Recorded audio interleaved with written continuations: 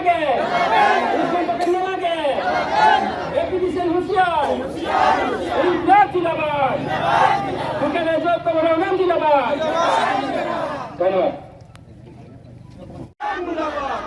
সমস্যা সমাধান কৰিম বুলি কথাটি কথা ৰাখিব নোৱাৰা এপিডিসিএল মুৰ্দাবাদ মুক্তি বিভাগৰ কাম নাই মুখ্যমন্ত্ৰী নন্দিতা কাৰুচাৰ কাম নাই 50 টকা অনুমোদন দি 4,000 টকা স্মাৰ্ট মিটাৰ বিল আমাক নালাগে। চাওক আমাৰ কথাটো স্পষ্ট আমি কৃষক মুক্তি সংগ্ৰাম সমিতিয়ে সমগ্ৰ অসম জুৰি কৈ আছোঁ যে আমাক পুৰণি ডিজিটেল মিটাৰটো লাগে। ডিজিটেল মিটাৰ আৰু স্মাৰ্ট মিটাৰৰ মাজত বিশেষ একো পাৰ্থক্য নাছিলে। আগৰ ডিজিটেল মিটাৰবিলাক ভালকৈ চলি আছিলে, কিন্তু ডিজিটেল মিটাৰ স্মাৰ্ট মিটাৰ পাৰ্থক্য হৈছে ডিজিটেল মিটাৰত মিটাৰ ৰিডিংটো ল'বৰ কাৰণে মেনুৱেলি মানুহ যাব লাগে, তেওঁলোকে 2 নম্বৰীটো কৰিব নোৱাৰে। কিন্তু স্মাৰ্ট মিটাৰ এখন চিম লগাই তেওঁলোকে অফিচৰ পৰা বহি মন গ'লে 3,000 মন গ'লে 10,000 মন গ'লে 1 লাখো কৰি দিব পাৰে। গতিকে সেইটো কাৰণে স্মাৰ্ট মিটাৰ লগাইছে। দ্বিতীয় কথাটো হৈছে তেওঁলোকে ঘৰত বহি যাতে ডিছকানেক্ট কৰি দিব পাৰে আৰু ডিছকানেক্ট কৰি 400-500 টকা যাতে ফাইন লগাব পাৰে, সেইকাৰণে সেই দুটা। প্ৰথম কথা ঘৰত বহি যাতে মনোপলি তেওঁলোকে মিটাৰ ৰিডিং লগাব পাৰে, ইউনিট বহাব পাৰে, বিল বহাব পাৰে, আৰু 2 নম্বৰতে তেওঁলোকে যাতে ঘৰত বহি ডিছকানেক্ট ৰিকানেক্ট কৰিব পাৰে। গতিকে স্মাৰ্ট মিটাৰ আমাৰ ওপৰত তেওঁলোকে জাপি দিছে। আমি কৈছোঁ তোমালোকে প্ৰথম কিমান স্মাৰ্ট হৈছা। এপিডিচিএলৰ আপোনালোকে জানে 7জন ডাইৰেক্টৰ আছে, তাৰে যিগৰাকী চেয়াৰমেন এছ আব্বাছী তেওঁ এগৰাকী IAS বিষয়া, যিগৰাকী MD ৰাকেশ কুমাৰ তেওঁ IAS বিষয়া, যিগৰাকী প্ৰিন্সিপাল ডাইৰেক্টৰ KK ত্ৰিবেদী তেওঁ IAS বিষয়া, কিন্তু এগৰাকীও টেকনিকেল মানুহ নহয়। তাতকৈ আচৰিত কথা, যি বাকী কেইগৰাকী নমিনেটেড যিগৰাকী ডাইৰেক্টৰ আছে তাত কাক ৰাখিছে আপোনালোকে জানে? যতীন বৰা, ভ্ৰাম্যমানৰ অভিনেতা যতীন বৰা।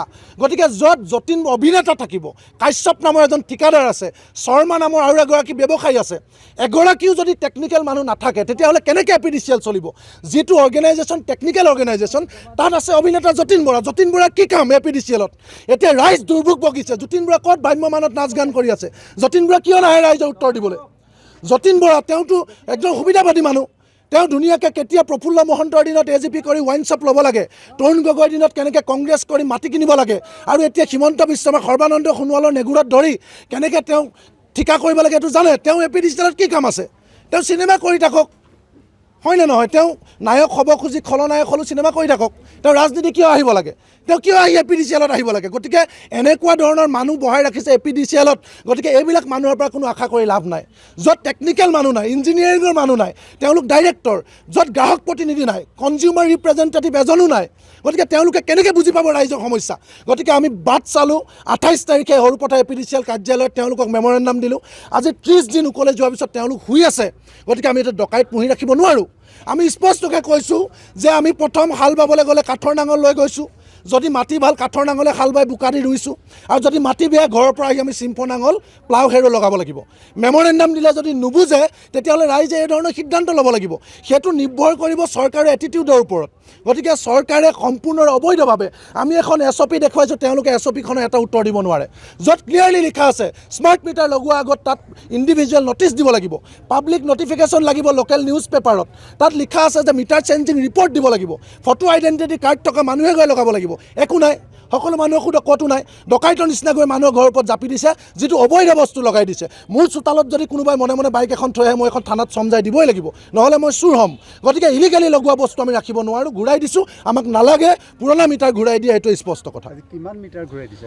আজি প্ৰায় 60-70টা মিটাৰ ৰাইজে আনিছে। আমি আচলতে ইয়াত মেমৰেণ্ডাম দিবলৈ আহিছিলোঁ, কিন্তু ৰাইজে নিজেই তেওঁলোকে সিদ্ধান্ত লৈছে যে এনেকৈ তেওঁলোকক জগাব নোৱাৰে।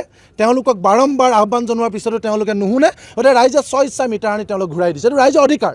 তেওঁলোক গ্ৰাহক হিচাপে তেওঁলোকৰ অধিকাৰ। তেওঁলোকক এটা বেয়া বস্তু দিছে, তেওঁলোকক এটা অবৈধ বস্তু দিছে, তেওঁলোকক এটা ডকাইত দিছে, তেওঁলোকক এটা পকেট মাৰ দিছে, তেওঁলোকক এটা লুণ্ঠনকাৰী দিছে। সেইটো ৰাইজে পুহিব নোৱাৰে, ৰাইজে ঘূৰাই দিছে। না, বিভাগীয় কৰ্তৃপক্ষই তেওঁলোকে ডিচিশ্যন লওক। আমাক গণতান্ত্ৰিকতাৰ পাঠ পঢ়াই ৰাস্তাই ৰাস্তাই গোৱাল গালি পাৰি আন্দোলন কৰিলে আমাক বৰ ভাল আন্দোলনকাৰী বুলি ক'ব, আৰু তেওঁলোকে সাৰ নাপালে তেওঁলোকক গাত ধৰি জোকাৰিলে আমাক বেয়া প্ৰতিবাদকাৰী বুলি ক'ব। তেওঁলোকৰ লাইচেঞ্চ আমাক নালাগে। যি ধৰণৰ আন্দোলন কৰিলে আমাৰ সমস্যা সমাধান হয়, আমি তেনেকুৱা আন্দোলন কৰিম। যিকোনো খবৰৰ বাবে যোগাযোগ কৰক 7099017330 অথবা 7099017990 নম্বৰত।